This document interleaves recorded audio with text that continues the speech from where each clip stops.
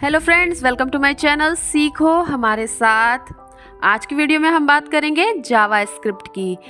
तो आज हम लूप पढ़ेंगे। देखिए, लूप में हम बार बार एक ही स्टेटमेंट को प्रिंट कराने के लिए लूप यूज़ करते हैं। तो सपोज़ हमें जैसे ये स्टेटमेंट लिखी हुई है, एक ही स्टेटमेंट को मैंने 10 बार प्रिंट कराया है। तो जैसे कि आप जानते हैं, डॉक्यूमेंट डॉट राइट में आप जो भी लिखेंगे वो प्रिंट हो जाएगा। तो मैंने रोली श्रीवास्तव जो मेरा नाम है, इसको 10 बार प्रिंट कराना है तो 10 बार लिखा है। लेकिन इसी स्टेटमेंट को हम 2 लाइनों में कंप्लीट करके प्रिंट कराना चाहते हैं, तो हम लूप का यूज़ करेंगे। जैसे कि यहाँ पे लूप की वैल्यू दे देंगे 10 टाइम्स, फिर उसके बाद डॉक्यूमेंट डॉट राइट लिखेंगे, तो इस तरह से स्टेटमेंट प्रिंट हो जाएगी।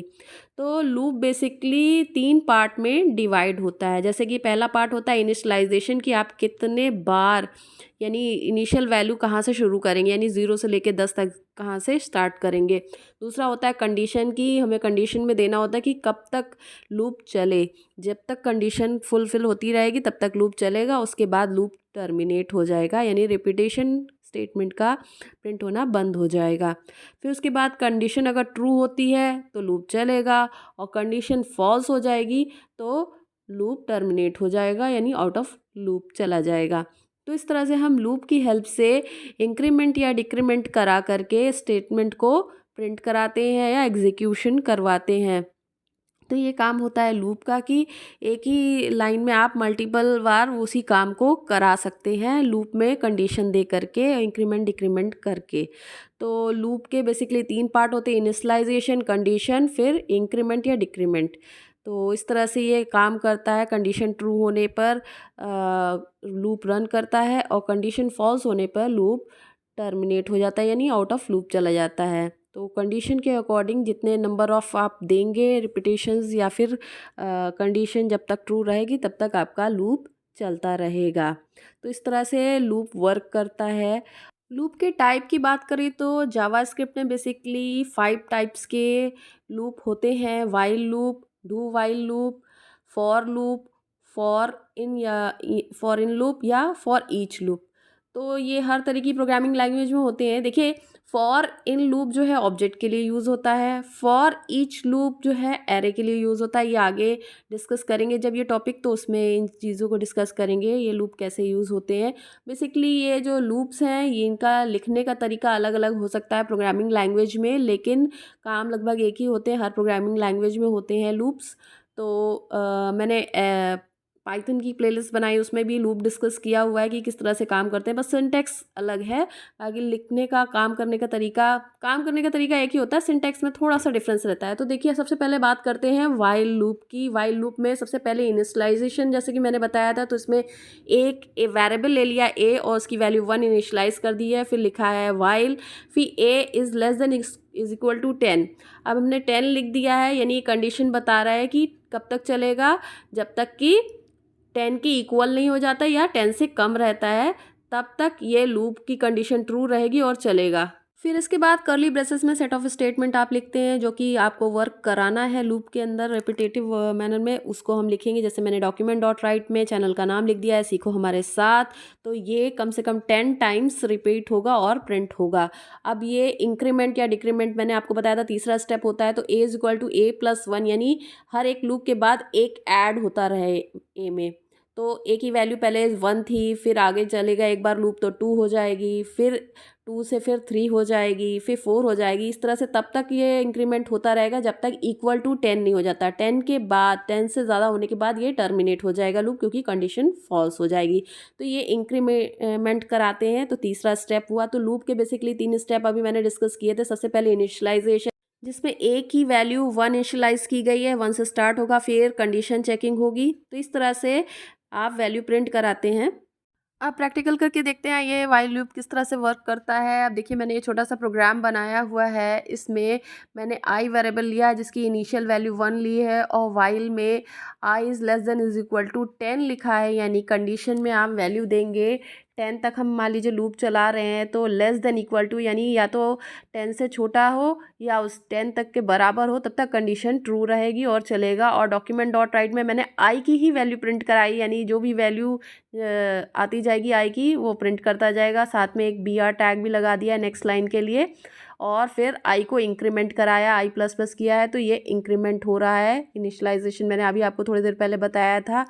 तो इस तरह से ये एक प्रोग्राम बनाया है वाइल लूप का, जिसमें सबसे पहले इनिशियलाइजेशन किया, आई की वैल्यू असाइन करी है, फिर उसके बाद वाइल लूप में कंडीशन चेक कराई है, I is less than is equal to 10, यानी आई या तो आई की वैल्यू 10 से कम हो या इसके इक्वल हो, तब तक कंडीशन ट्रू रहे और ये आई की वैल्यू प्रिंट करता रहे और फिर उसके बाद इंक्रीमेंट करे। तो आइए इसको रन कराते हैं और देखते हैं क्या आउटपुट आएगा।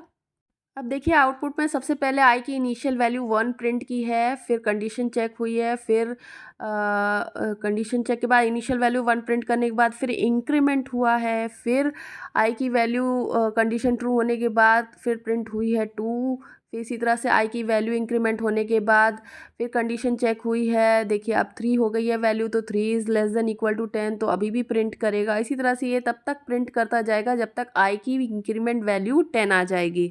अब जब i की वैल्यू 10 आ जाएगी तो फिर कंडीशन चेक करेगा, ये इक्वल टू 10 है तो एक बार और प्रिंट कर देगा 10 टाइम, फिर इंक्रीमेंट होगा, i की वैल्यू 11 हो जाएगी, फिर 11 कंडीशन चेक करेगा, कंडीशन फॉल्स हो जाने के बाद ये लूप टर्मिनेट हो जाएगा और i की वैल्यू 11 प्रिंट नहीं होगी। तो इस तरह से वाइल लूप वर्क करता है। आई होप आपको समझ में आया होगा कि किस तरह से कंडीशन चेक होती है और इंक्रीमेंट के बाद लूप आगे इंक्रीज़ होता है और कब कंडीशन फॉल्स होने पे टर्मिनेट होता है। तो सिंपल सा स्टेप्स है, इनिशियलाइजेशन होता है, फिर उसके बाद कंडीशन चेक होती है, उसके अकॉर्डिंग एग्जीक्यूट होती है स्टेटमेंट, फिर उसके बाद इंक्रीमेंट या डिक्रीमेंट के बाद दोबारा कंडीशन चेक होती रहती है और इसी तरह से ये सर्कल चलता रहता है जब तक कि कंडीशन फॉल्स नहीं हो जाती। लगभग ये हर लूप में यही सेम पैटर्न फॉलो होता है, लेकिन कुछ लूप में कंडीशन पहले चेक होती है, किसी लूप में बाद में चेक होती है। तो ये वाइल लूप में तो कंडीशन पहले चेक होगी, फिर स्टेटमेंट प्रिंट होगी और फिर इंक्रीमेंट या डिक्रीमेंट होगा। तो ये तो वाइल लूप अभी आपने जाना, लेकिन अगर हम डू वाइल लूप की बात करें तो इसमें थोड़ा सा डिफरेंस है। तो सबसे पहले समझते हैं, इसमें वैल्यू में पहले असाइन कर दी जाती है वैल्यू वेरिएबल में, फिर डू लिखा जाता है और फिर करली ब्रेसेस में आपको जो स्टेटमेंट काम कराना होता है वो स्टेटमेंट लिखते हैं, फिर उसके बाद वाइल कंडीशन देते हैं। यानी पहले एक बार तो ये चलेगा ही, भले कंडीशन फॉल्स भी क्यों ना हो जाए। तो डू फिर करली ब्रेसेस में आपको सेट ऑफ स्टेटमेंट या फिर वो चीज़ें लिखनी होगी जो आप वर्क कराना चाहते हैं, फिर उसके बाद कंडीशन चेक की जाएगी। पहली बार बिना कंडीशन चेक किए प्रिंट करेगा, फिर सेकेंड टाइम्स इंक्रीमेंट के बाद कंडीशन चेक करेगा। तो इसमें आप देख रहे हैं कि इंक्रीमेंट के बाद भी ए की वैल्यू 2 आ जाएगी जो कि लेस देन इक्वल टू 10 है, तो ये ऑब्वियसली दूसरी बार भी चलेगा और वैल्यू प्रिंट करेगा। तो ये कंडीशन ट्रू हो रही है तो सेकेंड टाइम चलेगा, फिर थर्ड टाइम चलेगा, इस तरह से 10 टाइम्स तक ये लूप चलेगा और वैल्यू प्रिंट करेगा। वैसे प्रोग्रामिंग में ज़्यादातर फॉर लूप यूज़ होता है या फिर वाइल लूप यूज़ होता है। डू वाइल लूप कुछ स्पेसिफिक कंडीशंस में ही यूज़ होता है, लेकिन पता होना चाहिए, जानकारी होनी चाहिए और ये एक बार ज़रूर रन करता है चाहे कंडीशन ट्रू हो या फॉल्स। तो आइए इसको एक प्रोग्राम के थ्रू समझते हैं। अब देखिए यहाँ पे दो वेरिएबल लिए गए हैं, एक नम लिया गया है जिसकी वैल्यू 10 इनिशलाइज कर दी गई है और दूसरा आई वेरिएबल है जिसकी वैल्यू 1 इनिशलाइज कर दी गई है। और डू लूप में हमने डॉक्यूमेंट डॉट राइट में आई की वैल्यू प्रिंट कराई है, फिर उसके बाद ब्रेक स्टेटमेंट प्रिंट कराई है, फिर उसके बाद आई का इंक्रीमेंट हुआ है, फिर बाद में कंडीशन चेक कराई, I is less than equal to num. तो नम की वैल्यू जैसा कि 10 है, हम डायरेक्ट 10 भी लिख सकते थे। फिर उसके बाद एक BR टैग लगाया है हमने। तो अब ये रन करेगा, पहले तो 1 ऐसे ही प्रिंट कर देगा, कंडीशन चेक नहीं करेगा, फिर उसके बाद इंक्रीमेंट होगा और फिर आई की वैल्यू इंक्रीमेंट के बाद 2 आ जाएगी और कंडीशन चेक होगी, कंडीशन ट्रू होगी, फिर उसके बाद आगे लूप बढ़ेगा, रिपीट होगा और वैल्यू प्रिंट होगी, फिर उसके बाद दोबारा कंडीशन चेक होगी इंक्रीमेंट के बाद। यानी पहले प्रिंट करेगा फिर कंडीशन चेक करेगा, यानी पहले डू वाइल मतलब पहले काम करेगा फिर कंडीशन चेक करेगा। तो इसमें ये होता है कि पहले जो भी वर्क स्पेसिफाई किया है वो कर देगा, फिर उसके बाद कंडीशन चेक करेगा। तो इसी तरह से जब वैल्यू 10 हो जाएगी तो ये कंडीशन चेक करने के बाद दोबारा आगे इंक्रीमेंट होगा और यहाँ पे 10 को प्रिंट कर देगा, फिर 11 हो जाएगा, 11 कंडीशन चेक करने के बाद फिर उसके बाद टर्मिनेट हो जाएगा। तो इस तरह से ये काम करेगा। सपोज़ यहाँ पे कंडीशन फॉल्स हो जाती है तो भी एक बार प्रिंट करता है। मान लीजिए आई की वैल्यू 11 होती तो एक बार पहले 11 प्रिंट कर देता, फिर उसके बाद कंडीशन फॉल्स होने पे टर्मिनेट होता। तो अगर कंडीशन नीचे फॉल्स हो रही होगी तो एक बार लूप ज़रूर चलेगा। तो ये चीज़ याद रखिएगा। अक्सर आउटपुट चेक करने में या एमसीक्यूज़ में इस तरह के कभी क्वेश्चन पूछे जाते हैं, तो अगर डू वाइल लूप रहे तो उसको एक बार कंडीशन आप बिना सोचे मतलब चला दीजिएगा कि हाँ एक बार तो चलेगा ही, भले ही कंडीशन फॉल्स हो रही हो, अगर ट्रू हो रही होगी तो आगे भी रन करेगा। तो इस चीज़ का ध्यान रखिएगा। वैसे ये लूप ज़्यादा यूज़ नहीं होता है। आई होप आपको समझ में आया होगा डू वाइल लूप किस तरह से काम करता है। तो अभी हमने सीखा वाइल लूप और डू वाइल लूप। अब बात करते हैं फॉर लूप की। फॉर लूप सबसे ज़्यादा यूज़ होने वाला लूप है प्रोग्रामिंग लैंग्वेज में, क्योंकि ये एक लाइन में ही इनिशियलाइजेशन, कंडीशन चेक और इंक्रीमेंट डिक्रीमेंट भी हो जाता है। तो ये एक लाइन में लिखा जाता है, इसलिए सबसे ज़्यादा प्रोग्रामिंग में यूज़ किया जाता है फॉर लूप। फॉर लूप में 3 सेक्शन होते हैं। जैसे कि पहले फॉर लिखेंगे, फिर वैर, आपको वेरिएबल की वैल्यू इनिशियलाइज करनी, फिर सेमी कॉलन लगा करके आपको कंडीशन लिखनी होगी, फिर कंडीशन को चेक कराने के बाद सेमी कॉलन लगाकर उसी के आगे आपको इंक्रीमेंट या फिर डिक्रीमेंट लिखना होगा। तो इस तरह से आप पैरेंथेसिस में ये कंडीशन दे देंगे, फिर करली ब्रेसेस में सेट ऑफ स्टेटमेंट लिखेंगे जो भी आपको एग्जीक्यूट करानी होगी। तो तीनों चीज़ें एक ही लाइन में लिखनी है हमें सेमी कॉलन के साथ। पहला इनिशियलाइजेशन, फिर उसके बाद कंडीशन चेक, फिर इंक्रीमेंट या डिक्रीमेंट। आइए अब इसे प्रैक्टिकल के थ्रू समझते हैं, एक एग्जाम्पल के थ्रू। देखिए मैंने प्रोग्राम लिखा हुआ है, आप इस पे देखिए। फॉर लिख करके पैरेंथेसिस के अंदर सबसे पहले वैर ए नाम का वेरिएबल लेकर उसमें वैल्यू इनिशियलाइज कर दी है 1, फिर सेमी कॉलन लगा करके a less than equal to 10 condition दे दी है, फिर सेमी कॉलन लगा करके इंक्रीमेंट किया है, फिर मैंने ए की वैल्यू को प्रिंट कराया है मैसेज में नंबर कोलन, फिर ए की वैल्यू प्रिंट करा दिया, फिर बी आर टैग लगा दिया। अब आप देखिए यहाँ पे पहले इनिशियलाइजेशन हो रहा है, फिर कंडीशन चेक हो रही है, फिर वैल्यू प्रिंट होगी, फिर उसके बाद इंक्रीमेंट या डिक्रीमेंट होगा। लूप एग्जीक्यूशन उसी तरह से होगा जैसे कि मैंने वाइल लूप में आपको बताया था, लेकिन ये इसमें खासियत है कि एक लाइन में ही हमने पूरा लिख दिया है। अब इसी के अंदर हम कंडीशन भी लगा सकते हैं। देखिए जैसे ए इक्वल इक्वल 3, मान लीजिए आपको इफ़ स्टेटमेंट जब मैंने बताया था तो उसमें आपने देखा होगा कि ए इज़ इक्वल टू 3, अगर कंडीशन ट्रू हो तो हमारा डॉक्यूमेंट डॉट राइट में उस नंबर में हे लिख दे, और या फिर कोई भी मैसेज आप लिख सकते हैं, जस्ट एग्जांपल। तो हमने वैल्यू प्रिंट करा दी है ए की। तो इस तरह से हम बीच में कंडीशन भी डाल सकते हैं और उसके बाद उससे रिलेटेड वैल्यू प्रिंट करा सकते हैं। अब इसमें देखिए यहाँ पे ए की वैल्यू 2 बार प्रिंट हो रही है 3 3, क्योंकि कंडीशन में 3 चेक करा है तो एक कंडीशन वाली वैल्यू प्रिंट कर रहा है हे इज इक्वल 3, और दूसरी मैंने लूप की वैल्यू जो स्टेटमेंट प्रिंट कराई है नंबर इज इक्वल टू ए की वैल्यू जो 3 आ रही है वो प्रिंट कर रहा है। तो ऐसे में 2 बार अगर आ रहा है तो इसमें कंटिन्यू हम स्टेटमेंट यूज़ करते हैं, जिसकी हेल्प से अगर 3 मिलता है तो एक ही बार प्रिंट करेगा, 2 बार इसे प्रिंट नहीं करना पड़ेगा, ये आगे कंटिन्यू कर जाएगा स्टेटमेंट। तो ये जो दोबारा प्रिंट कर रहा था स्पेशली 3 जब आ रहा है तो वो उसे दोबारा प्रिंट नहीं करेगा, आगे कंटिन्यू कर जाएगा, 4 5 6 7 8 9 10 प्रिंट करेगा। बट जैसे ही कंडीशन में 3 आ रहा होगा तो वो कंडीशन की वैल्यू प्रिंट कर देगा, दोबारा 3 ये प्रिंट नहीं करेगा। तो इस तरह से हम कंटिन्यू स्टेटमेंट कर सकते हैं यूज़, और ये स्पेशली ये इफ़ कंडीशन में यूज़ की जाती है। अब इसी के अपोजिट कंटिन्यू स्टेटमेंट जिस तरह यूज़ होती है उसी तरह से ही ब्रेक स्टेटमेंट का भी यूज़ होता है। इसका जस्ट अपोजिट है ये ब्रेक स्टेटमेंट, यानी जहाँ पे हम लगाएंगे ब्रेक बस वहीं पे ये ब्रेक कर देगा, आगे एग्जीक्यूशन नहीं करेगा। देखिए यहाँ पे ब्रेक लगा दिया है कंडीशन के बाद, तो सिर्फ 3 तक प्रिंट किया, उसके आगे लूप नहीं चला, टर्मिनेट कर दिया। यानी कि 1 2 3 तक जैसी कंडीशन ट्रू हुई 3 की वैल्यू प्रिंट हुई, फिर उसके बाद टर्मिनेट कर गया। अभी तक आपने पढ़ा while loop, do while loop और फॉर लूप। तो ये तीनों कैसे वर्क करते हैं आपने समझा। तो फॉर लूप में या वाइल लूप में या डू वाइल लूप में लूप के अंदर लूप भी लगा सकते हैं, जिसे नेस्टेड लूप कहते हैं। जैसे कि आप देख रहे हैं फॉर लूप में मैंने पहले एक वेरिएबल ए ले करके उसकी वैल्यू इनिशियलाइज करके लूप चलाया है, फिर उसके बाद उसी के अंदर दूसरा लूप लगा दिया है इनर लूप, और जिसमें बी वेरिएबल ले करके उसकी वैल्यू इनिशियलाइज करके 10 टाइम्स चलाया। फिर उसके बाद जो भी आपको सेट ऑफ स्टेटमेंट लिखनी है वो प्रिंट कराई हैं करली ब्रेसेस में, और फिर पहले बाहर वाला लूप होता है उसे आउटर लूप बोलेंगे, उसका करली ब्रेसेस स्टार्ट होगा, फिर उसके अंदर इनर लूप जो भी आपको जैसे बी वेरिएबल वाला इनर लूप है उसको लगाया, फिर करली ब्रेसेस के अंदर आप अपनी सेट ऑफ स्टेटमेंट लिखेंगे, फिर दोनों क्लोज होंगे। तो इस तरह से आप मल्टीपल, जब आपको मैट्रिक्स प्रिंट कराना होता है या इस तरह से टेबुलर फॉर्म में डाटा प्रिंट कराना होता है, तो इस तरह से आप नेस्टेड लूप का यूज़ कर सकते हैं। इसमें जैसे रो एंड कॉलम होता है तो उसे टेबुलर फॉर्म कहते हैं। जैसे इसमें 1 2 3 4 5 6 7 8 9 10 तक ऐसे 100 तक दी हुई है, रो में वैल्यूज़ दी हुई हैं, आप देख रहे हैं जैसा कि। तो इस तरह से अगर आपको ऐसा कोई भी डेटा प्रिंट कराना है तो आप नेस्टेड लूप का यूज़ कर सकते हैं।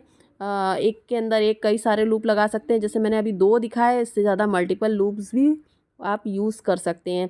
तो बेसिकली आपको कॉलम के लिए आउटर लूप का यूज़ होता है और रो के लिए इनर लूप यूज़ होता है। जैसे आपने देखा कि कॉलम के लिए हम ए वेरिएबल वाला आउटर लूप यूज़ कर रहे हैं, फिर उसके बाद रो के लिए इनर लूप यूज़ कर रहे हैं, जिसमें बी की वैल्यू के अकॉर्डिंग वैल्यूज़ प्रिंट हो रही है 1 2 3 4 5 6 7 8 9 10। तो इस तरह से ये आउटर लूप और इनर लूप वर्क करता है। पहले एक बार आउटर लूप चलेगा, फिर उसके बाद 10 टाइम्स इनर लूप चलेगा, फिर आउटर लूप में इंक्रीमेंट होगा 2 आएगा, फिर 10 टाइम्स इनर लूप चलेगा। तो आइए इसे प्रैक्टिकल के थ्रू देखते हैं। तो यहाँ हमने एक HTML का डॉक्यूमेंट ओपन कर लिया है और उसमें जावास्क्रिप्ट में हम ये कोड लिखते हैं नेस्टेड लूप का। तो सबसे पहले हम आउटर लूप का लिखेंगे कोड। जो मैंने अभी मैट्रिक्स डिस्कस की थी कि किस तरह से बनी है, वही मैट्रिक्स हम प्रिंट कराएंगे यहाँ पे। तो उसके लिए सबसे पहले हमें आउटर लूप लिखना होगा। इसके लिए 2 लूप लगाने होंगे। तो सबसे पहले आउटर लूप लिख लेते हैं। वेर ए नाम का एक वेरिएबल में वैल्यू इनिशियलाइज कर देते हैं 1, और ए की वैल्यू कंडीशन चेक करा लेते हैं, लेस देन इक्वल टू 100 लिखेंगे और आगे इंक्रीमेंट कराएंगे। इसको इंक्रीमेंट करा देते हैं हम, क्योंकि हमें मैट्रिक्स बनाना है। तो अभी मैं आपको कंडीशंस थोड़ा समझा दूंगी कि इसको 10 टाइम्स यानी 10 इंक्रीज़ करना है। अभी तक ए प्लस वस लिखते थे तो 1 इंक्रीजमेंट होता था, ओनली 1 इंक्रीमेंट होता था, लेकिन हमें 10 इंक्रीमेंट करना है। देखिए यहाँ पे जो ए कॉलम की वैल्यू है वो 10 इंक्रीमेंट हो रही है और रो में 1 2 3 4 5 6 7 8 9 10 तक आ रही है। फिर यहाँ पे रो में 10 का गैप है, आप देख रहे होंगे, पहले 1 है, फिर 11 है, फिर 21 है, फिर 31 है। तो इस तरह से हमें तो 10 का गैप रखना है, तो इसलिए 10 इंक्रीमेंट हमने डाला हुआ है उसमें आउटर लूप के लिए, क्योंकि मैंने आपको बताया था कॉलम के लिए आउटर लूप यूज़ होगा और उसमें 10 का इंक्रीमेंट होगा। और अभी मैं आपको प्रोग्राम में इसकी वैल्यू प्रिंट करा कर दिखा दूंगी कि किस तरह से वर्क करता है। और ये मैक्सिमम वैल्यू हमने 100 तक ली है, क्योंकि हमें कहाँ तक लास्ट वैल्यू चलानी है, वहाँ तक कंडीशन चेक करानी है, इसलिए मैक्सिमम वैल्यू हमने 100 ली है। तो अब इसकी डॉक्यूमेंट डॉट राइट करके इसकी एक ही पहले आपको वैल्यू प्रिंट करा कर दिखा देते हैं कि किस तरह से करेगी प्रिंट। देखिए पहले कॉलम की वैल्यू जो अभी मैंने आपको दिखाई 1 11 21 31 91, तो ये आ रही थी, तो हमें एक कॉलम की वैल्यू मिल गई है। तो ये 10 इंक्रीमेंट हो रहा है, इसलिए इस तरह से आ रही है। अब हमें रो की वैल्यू प्रिंट करानी, मैंने बताया था कि रो की वैल्यू के लिए इनर लूप यूज़ होगा। तो हम बी वेरिएबल ले लेते हैं इनर लूप के लिए और वैल्यू इनिशियलाइज करा देते हैं। इसमें बी की वैल्यू जो है, हम बी की वैल्यू में ए की ही वैल्यू जो आउटर लूप से आ रही है वो असाइन कर देंगे। तो यहाँ पे लिख देते हैं b is equal to a. फिर उसके बाद यहाँ पे कंडीशन हम चेक कराएंगे कि b less than a plus 10। तो b की वैल्यू यानी a से एक कम हो, यानी कि 1 से लेके 10 तक चले। 11 तो a की वैल्यू है ही है, तो इक्वल टू नहीं लिखेंगे, 11 तो पहले से लिखा हुआ है, तो सिर्फ 10 तक इंक्रीमेंट हो तो लेस देन ए रहेगा और उसमें 10 प्लस कर देंगे ताकि आगे 10 और आगे बढ़ जाए। फिर बी का इंक्रीमेंट करा देंगे। इसको अभी मैं आपको प्रिंट करा के दिखा रही हूँ कि कैसे वैल्यू आएगी। थोड़ा सा आप एक बार ये आउटपुट देखेंगे प्रिंट, तो फिर मैं आपको ड्राई रन करके वैसे भी बता दूँगी। देखिए ये बी की इनर लूप की वैल्यू आ गई। इसको थोड़ा सा अरेंज कर लेते हैं। ये यहाँ पे एक ब्रेक लाइन लगा देते हैं BR टैग, जिससे ये सही से ऑर्गेनाइज दिखेगा। अभी थोड़ा सा कन्फ्यूजन हो रहा है, तो इसमें BR टैग लगा देते हैं। तो ये यहाँ अब देखिए 1 2 3 4 5 6 7 8 9 10, फिर 11 जो है आउटर लूप की वैल्यू है। और यहाँ पे थोड़ा स्पेस कर देते हैं जिससे और अच्छे से साफ साफ दिखे। तो यहाँ पे एक कॉन्कैटिनेट प्लस करके स्पेस ऐड कर दिया है। ये आपको पहले भी बताया था, प्लस लिख करके यहाँ पे कोई भी आप चीज़ मतलब स्ट्रिंग या फिर स्पेस ऐड कर सकते हैं। तो ये इस तरह से अब थोड़ा सा साफ दिख रहा है। तो यहाँ पे 1 वैल्यू आउटर लूप की आई है, फिर 11 जो है आउटर लूप की वैल्यू है, और 2 3 4 5 6 7 8 9 10 तक जो है बी की वैल्यू प्रिंट हो रही है। फिर 11 जैसे ही होगा तो ये बी लेस देन ए प्लस 10 है, तो बी की जो वैल्यू है वो ए से एक कम रहेगी तो 10 तक ही प्रिंट करेगा, नहीं तो 11 तक आ जाएगा। फिर ए में 10 प्लस कर दिया है, यानी कि आगे 10 प्लस करने से क्या होगा कि इसके नेक्स्ट आगे चलेगी वैल्यू 22, 23, 24 और इस तरह से ये बी की फिर वैल्यू आगे प्रिंट करेगी। तो हर बार 10 प्लस करता जाएगा तो उससे और 10 आगे वैल्यू प्रिंट करता जाएगा। तो कुछ इस तरह से नेस्टेड लूप वर्क करता है। एक और एग्जांपल लेते हैं नेस्टेड लूप का। इस तरह के एग्जाम्स में अक्सर क्वेश्चंस आते हैं पिरामिड वाले और इस तरह से हाफ पिरामिड वाले, तो इसको भी डिस्कस करते हैं। इससे आपको और अच्छे से क्लियर हो जाएगा नेस्टेड लूप किस तरह से काम करता है।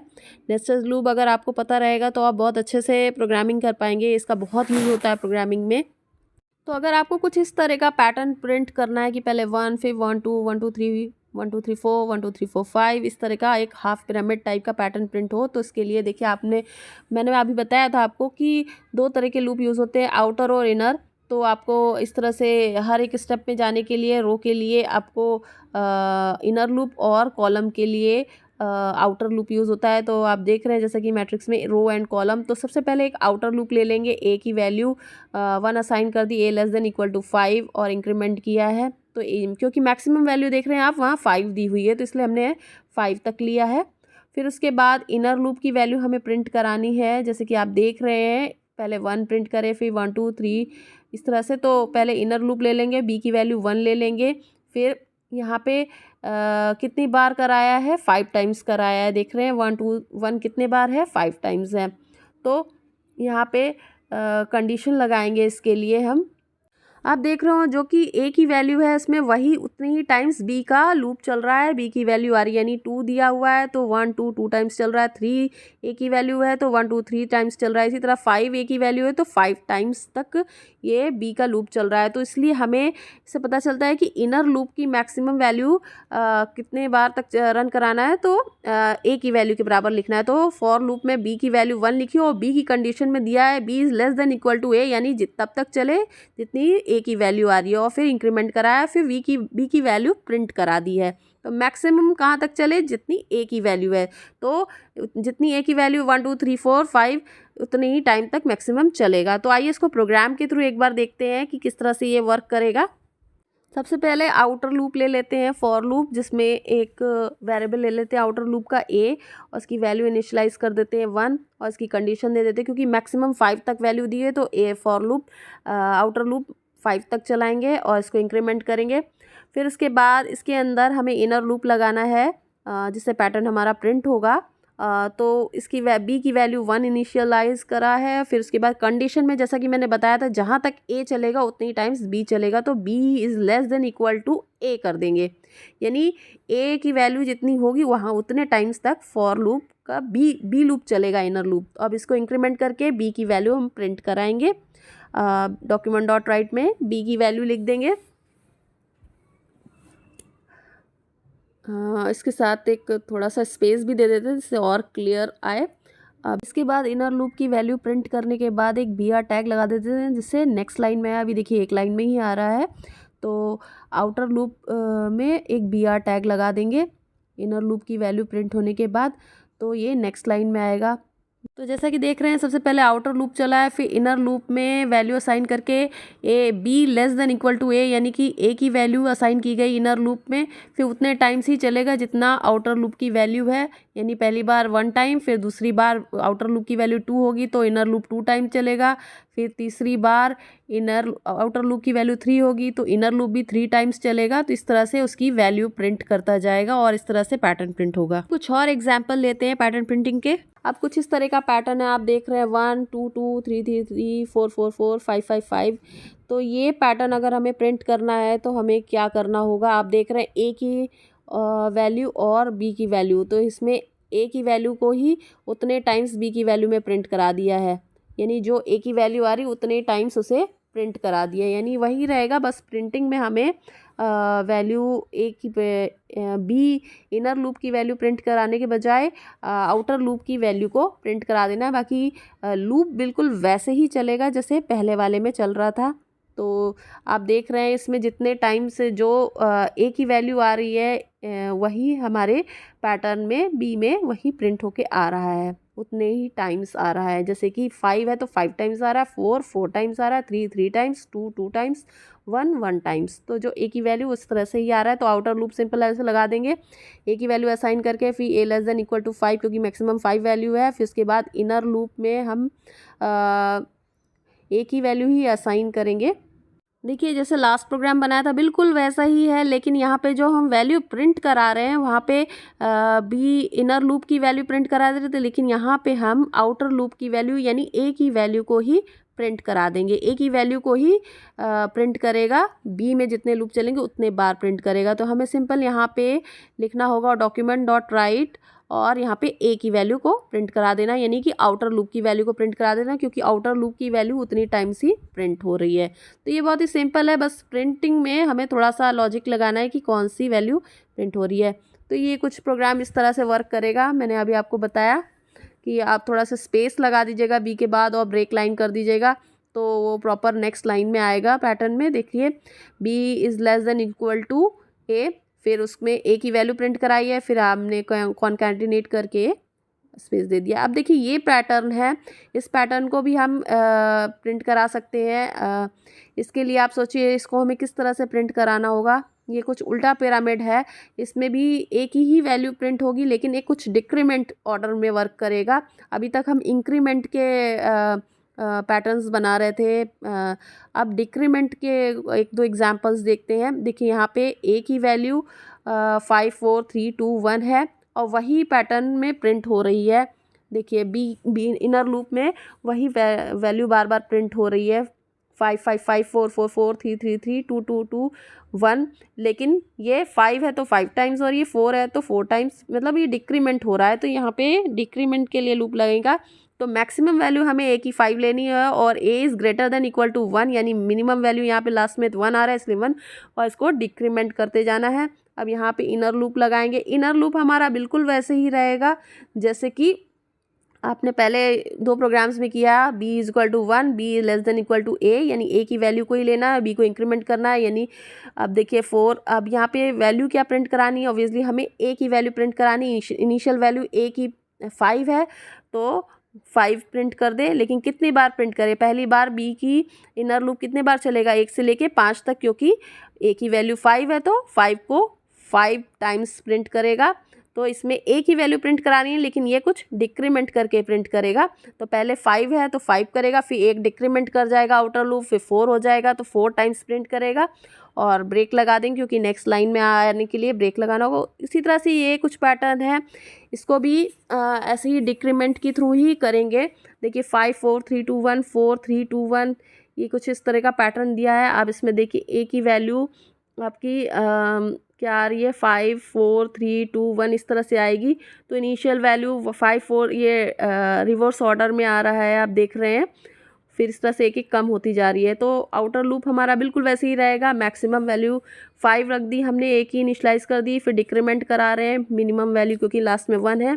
फिर उसके बाद एक इनर लूप लगाया है, इनर लूप में हमें बी की वैल्यू ही प्रिंट करानी है। अभी हम ए की वैल्यू प्रिंट करें क्योंकि यहाँ पे बी की वैल्यू प्रिंट हो रही है 5 4 3 2 1, कुछ इस तरह से आएगा। तो यहाँ पे एक और इनर लूप लगाएंगे जिसमें बिल्कुल वैसे ही प्रिंट कराएंगे बी इज़ इक्वल टू ए, यानी इनिशलाइज कर देंगे B is equal to A जितनी बी की वैल्यू है, फिर B less than equal to 1 क्योंकि लास्ट वैल्यू 1 आ रही है, फिर डिक्रीमेंट करेंगे, यहाँ पे बी की वैल्यू को प्रिंट करा देंगे क्योंकि 5 4 3 2 1 ये बी में 5 टाइम्स तक चलेगा ना। पहली वैल्यू होगी 5, फिर उसके बाद 4 डिक्रीमेंट करने के बाद फिर 3 फिर 2 फिर 1, फिर उसके बाद ब्रेक करके नेक्स्ट लाइन में जाएगा, आउटर लूप में एक और कम हो जाएगा, फिर 4 3 2 1 होगा, फिर इसी तरह से ब्रेक करेगा, नेक्स्ट लूप में जाएगा, आउटर लूप में 3 2 1 होगा। तो इस तरह से बी की वैल्यू प्रिंट करा रहे हैं और ए डिक्रीमेंट हो रहा है हर बार, तो इस तरह से लास्ट में 1 मिलेगा तो ये 1 प्रिंट कर देगा, एक ही टाइम लूप चलेगा। तो ये डिक्रीमेंट का था लूप।